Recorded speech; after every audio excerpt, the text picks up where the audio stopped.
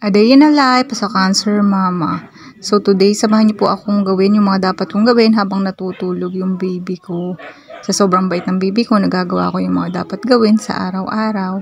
Tulad na lang po na to, maglilinis na ako ng aming sala. Kung makikita niyo po, napagkadaming kalat. May tsinelas, may papel.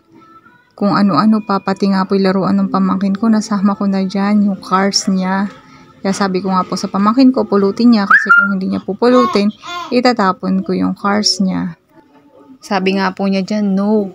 Kaya sabi ko, iligpit niya at lagay niya sa tamang lagayan niya para hindi ko itapon. Minsan mainam din, tinatakot yung bata para sumunod. So nakita niyo pa po ba, yan pa nga po yung mga susunod kong gawain, ang dami pa. Kaya minabuti ko na nga po maghugas ng plato muna dyan. Kasi panigurado, pag nagising yung anak ko, magtititigan na naman kami. O, diba? Ganun lang kasi ginagawa namin sa araw-araw. Pagtapos ng gawain ko, siya naman ang aasikasuhin ko. Minsan nga, napapasalamat talaga ako kasi sabi kong ganun. Sobrang blessed ko kasi bago ako magkaroon ng sakit na ganito, nagkaroon pa ako ng anak na sobrang cute-cute. O, diba?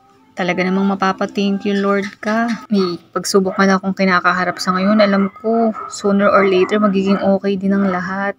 Hindi naman ibibigay yung pagsubok na to kung hindi ko kayang lampasan. Yung iba nga, mas matindi pa yung pinagdadaanan sa akin na sakit. Yung iba, hindi na makatayo sa higaan nila. Ako naman, kayang-kaya ko pa, malakas pa yung pangangatawan ko. Depende nga lang din sa sitwasyon kung paano natin dadalhin yung mga bagay-bagay. Sobrang thankful ko nga rin pala dahil may pamilya akong na sumusuporta at gumagabay sa akin ngayong may sakit ako.